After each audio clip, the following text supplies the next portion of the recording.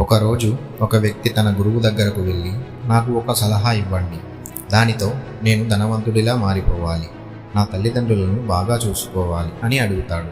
అప్పుడు ఆ గురువు సరేనని అతన్ని ఒక ప్రదేశానికి తీసుకువెళ్తాడు. అక్కడ నది ఒడ్డున ఉన్న ఒక రాళ్ల కుప్పను చూపించి, ఆ రాళ్లలో ఒక అద్భుతమైన రాయి ఉంది, దానికి ఏ ఖనిజాన్నైనా బంగారంలా మార్చే శక్తి ఉంది, నువ్వు అందులో ఆ రాయి ఎక్కడ ఉందో కనుక్కో అంటాడు. అప్పుడు ఆ వ్యక్తి ఆ రాయిని ఎలా గుర్తించాలి అని అడుగుతాడు.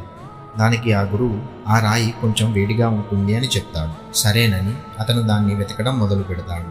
ఒక్కో రాయిని తీస్తూ పక్కన ఉన్న నదిలో పడేస్తున్నాడు. అలా నెల రోజులు గడిచాయి. రాళ్ళు అయిపోవడానికి వచ్చాయి. అతనికి అనుకోకుండా ఒక్కసారిగా ఆ రాయి చేతిలోకి వచ్చింది.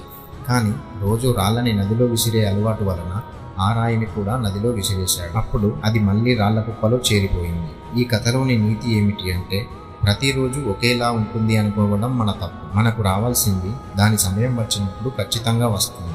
మనం చేయాల్సింది కేవలం అది వచ్చినప్పుడు గుర్తించడం మాత్రమే.